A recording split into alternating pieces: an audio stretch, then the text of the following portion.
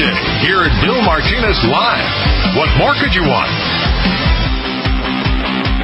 Welcome back, America. 19 minutes after the top of the hour. Good to be sharing this day with you as we come to you fresh every day, independent as it be, because that is our honor and privilege to pursue the truth no matter where it leads us. We're talking health care. All right. We had a failed attempt first time at the bite of the apple, as they say. Democrats were cheering. You saw Nancy Pelosi, Chuck Schumer doing an end zone dance over the first attempt at putting it together. But I think Paul Ryan, in retrospect, and President Trump were right to pull it off the table and say, okay, let's get this, obviously we need some more discussion, and that's what they're doing. But meanwhile, that leaves us out wondering, and I still think and maintain that when you come to terrific health care and what it looks like, I believe it just goes back to the people. And the people need to exercise, their right to get their own health care. Many people are already doing this through direct pay. Like I said, I've been doing this for 12 years myself. I work out direct relationships with my doctors, get the discounts. And this has been kind of refining itself over the years. I mean, to the point that Dr. Josh Umber, who has been the spearhead of this program, direct pay, has been doing a terrific job. I mean, including with pharmaceutical. I mean, imagine your prescriptions paying 10 cents on the dollar. This is what they generally pay. Their monthly stipend and commitment to this kind of service, on average about $50 a month. I mean, add it up. It's a pretty good deal compared to what we've been dealing with. But this is the free market system working on your behalf. And this is just for everyday medical care. It's not about catastrophic. Catastrophic is a whole other issue, and that will be defined a lot less expensive and something that can happen down the road. But I believe that if we, the people, take charge of our own health care, then a lot of things can change pretty quick. Dan Gray is with us right now, and Dan is the Service Employee International Union in the federal court. A former columnist for Watchdog Wire, by the way. Dan, the president talked about terrific health care. From your perspective, what does terrific health care look like?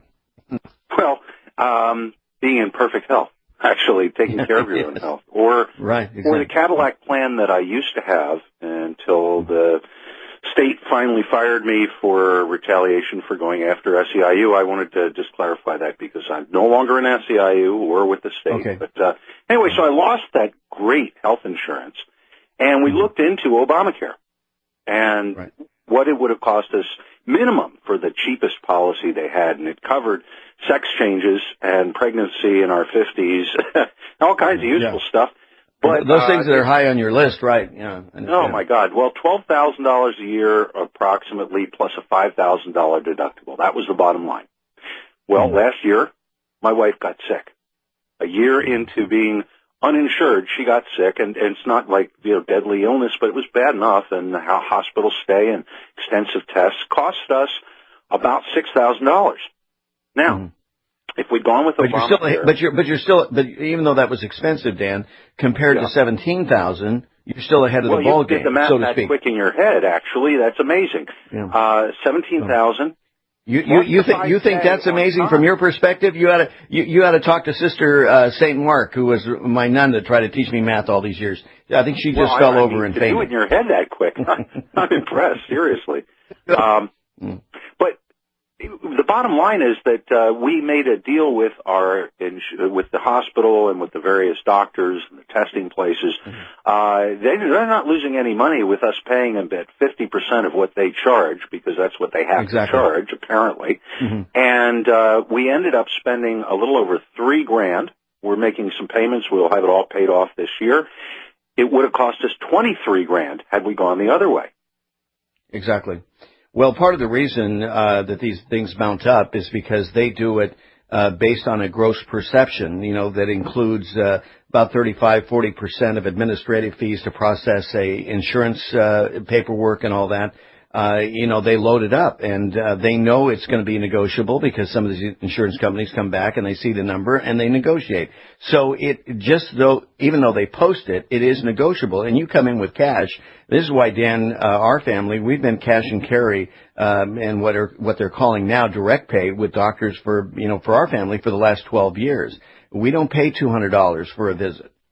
We pay anywhere $75, $80 per visit.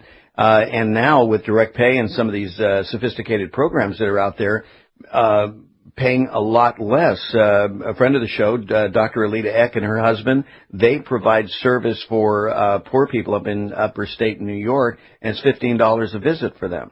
But there's other things that they do when you allow the free market to take over. But when you have bureaucrats in D.C. all wanting credit, because if they come up and they've got the silver bullet for healthcare, then that puts them in good position and people can love them and vote them back into office. It's not about delivering, world-class healthcare for we the people, if you know what I mean. So too much politics involved in this.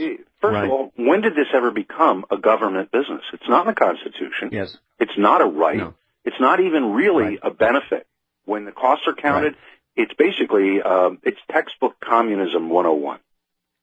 Yeah, it really is. There's no doubt about it. Dan Gray, thank you for your input. Sorry for the experience you had to go through. Glad you were able to work that out, and glad to hear that your wife is feeling much better. Timothy is on the phone with us right now. Timothy, good to have you with us. How you doing, sir? Good to be back, Bill. How are you? Hey, doing terrific. Terrific health care. Your perspective, what does that look like? Well, I developed a 5-point plan 20 years ago in Massachusetts when they first started talking about health care reform. And it's important for people to understand that there's two components, okay? There's health insurance, and then there's health care services delivery. Okay, so the first thing you need to do to cut costs for health care insurance is to eliminate the state boundaries, let companies compete across state lines. Market solutions are always superior to government-mandated solutions. We know this. We can recite countless instances of where this has been shown to be true. Okay, guess who doesn't want the boundaries removed? It's empirically sound at this point. There's enough evidence. I mean, if anything is a fact, as President Obama would say, and inarguable, it is that. That is for sure. Yeah, there's no speculation about it. Markets work, government doesn't. Okay, but guess who doesn't want that? The insurance companies. They want their own little fiefdoms. Okay, so we actually do need government to come in and eliminate these artificial borders. Okay, that's number one. Number two is lowering the cost of drugs, which is done. It's a necessary point I'm not going to get into for time, but you need to rationalize the FDA approval process and the U.S. Patent Office patent approval process. Okay, there's a disconnect between those two. Okay, but Timothy, relevant to the pharmaceutical and prescription and drug plans and all that kind of stuff, already in this country, there's a doctor who is renegotiating the price of prescriptions down to 10 cents on the dollar. I mean, in Europe pays less than for prescription drugs than we do, and we're the headquarters for drug development, R&D, and everything. They've been using our money over 10 years to do that, and then on top of it, the government has allowed them to to continue to stick it to us, and we pay these exorbitant prices for prescription drugs. So obviously that is more negotiable than we realize. Oh, absolutely. And I was going to say, once you rationalize those two approval processes, because FDA will not approve drugs that are available for use in the rest of the world. Market solution again. Okay. The third thing to do to lower the insurance costs is to limit the pain and suffering damages that can be awarded to an attorney. Yeah. That will cut a lot of, but again, the trial attorneys are against this. They're all Democrats. Okay. Now, with regard to giving us better health care, what do we want? We want responsible people, want their families to be covered for routine care, physicals, and for things that come up, a tetanus shot, some stitches, a broken bone, et cetera. We need to expand health care, and the president has actually talked about this. We need to expand the health care savings account, but not make it a use it or lose it scenario at the end of the year. Okay, how can I budget in January for what my expenses are going to be all year? Let it carry over. Let it use tax-free money. And, of course, the fifth is to allow physician groups to offer subscription services. The insurance companies took some doctors in Brooklyn to the Board of Insurance in New York, and this got struck down. But we should be able to buy a commodity service just like we do anything else. You know, you get one physical included a year, and then any routine care visits, you pay a flat fee. You use insurance only for things over $5,000 or $10,000 that would really hit you in the pocketbook. Because right now, people are paying $20,000, $30,000 for their families for benefits that they can't even use. Well, Timothy, good ideas here. We got to leave it there. Thank you so much for chiming in. 29 minutes after the top of the hour right now.